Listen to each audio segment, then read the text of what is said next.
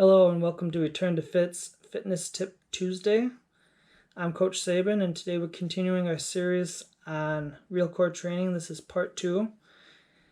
Last week we started off with talking about how real core training goes beyond the abs, and the 3 major muscles we introduced were the rectus abdominis, what we think of as abs, the obliques, which are on either side, and the transverse abdominis, which run underneath it all.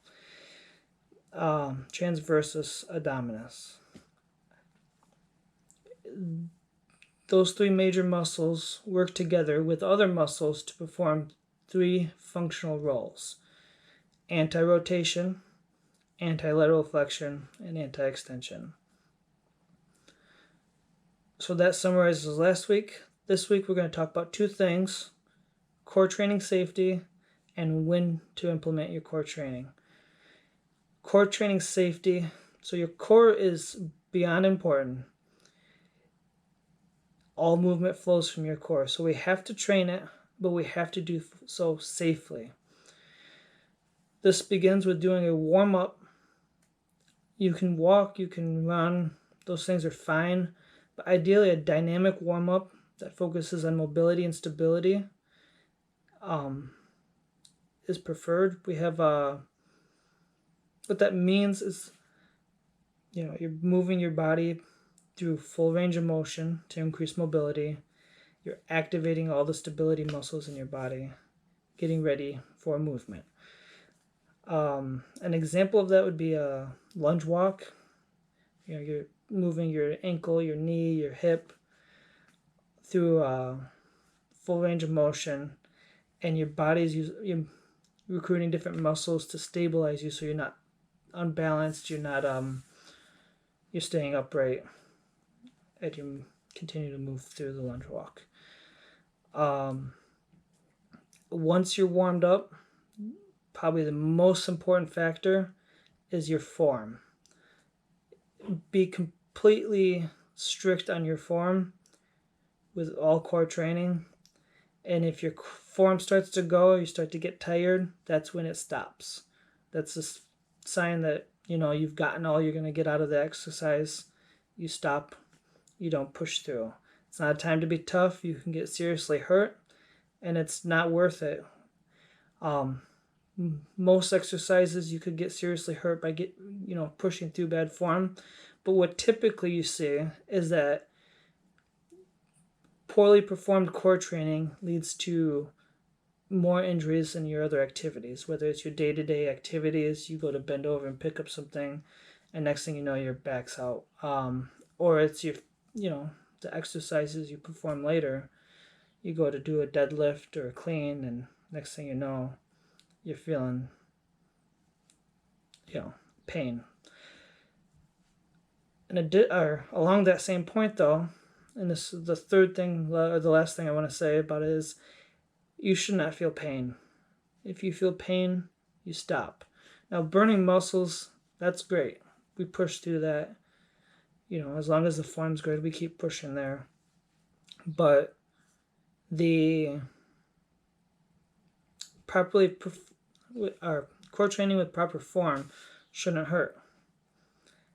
There should be no pain, and if you feel the pain, you stop, especially in your lower back. You don't want to mess around with that.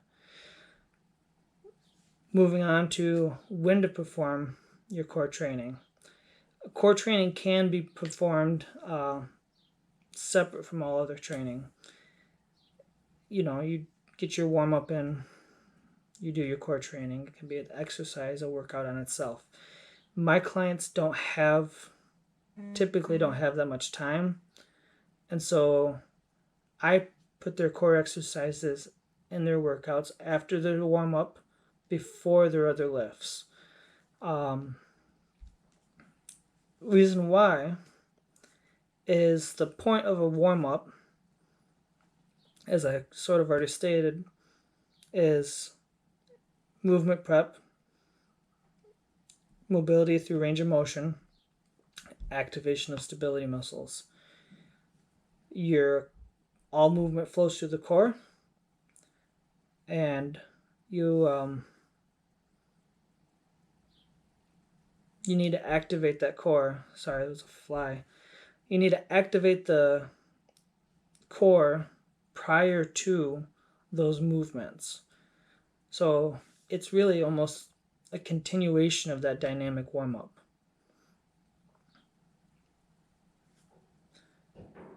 And so the final product looks like this. You warm up, you do your core training, you do your strength training, or you're running. You could do your running, warm up, core training, run, and then stretch. Warm up, core training, strength training, and then stretch. It works great in both capacities.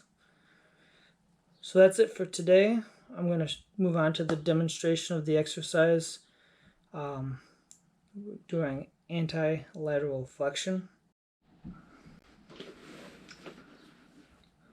So today's exercise is a side plank. Again, we're training anti-lateral flexion. And while the side plank doesn't seem, too exciting, it's actually extremely versatile. So I'll be able to show you several variations, just like with the C-sit last week. So to start with just a standard side plank, you're going to have your elbow directly beneath your shoulder, and you're going to be propped up on your feet, keeping your entire body in a straight line. You're going to keep your head neutral in line with the rest of your spine, and this is where you want to hold the position. What you don't want is for your hips to start sagging, your shoulders to start drooping, your head to start sagging.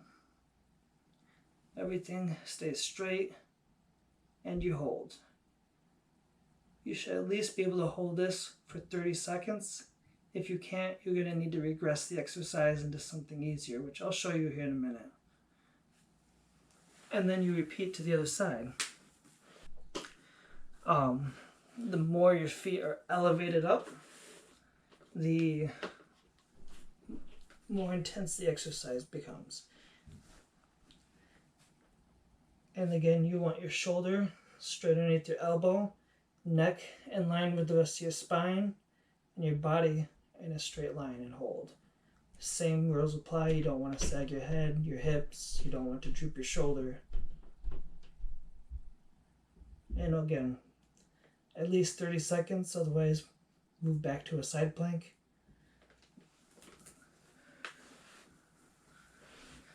Another way to progress the side plank is through what they call a wall slide.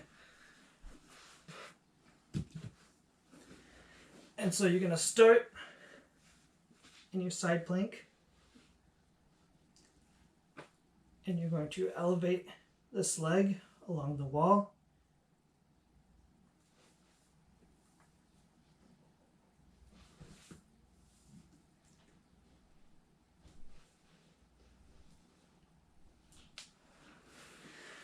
And you can go for reps. I still do time.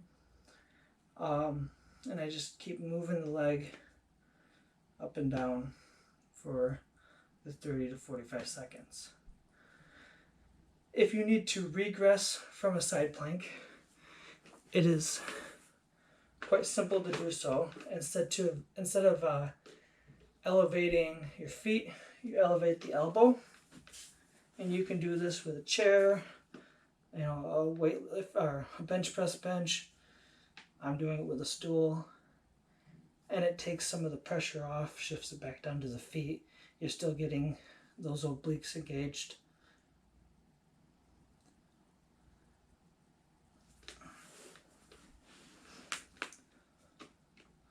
Another way to regress the side plank is what they call a hinge to a side plank.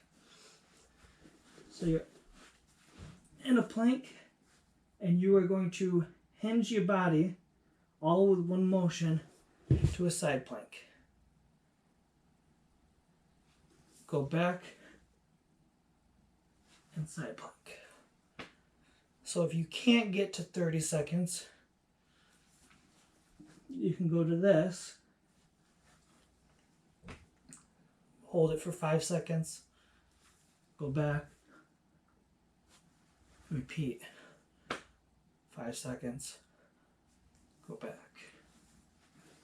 And do that 3 or 4 times, 5 seconds.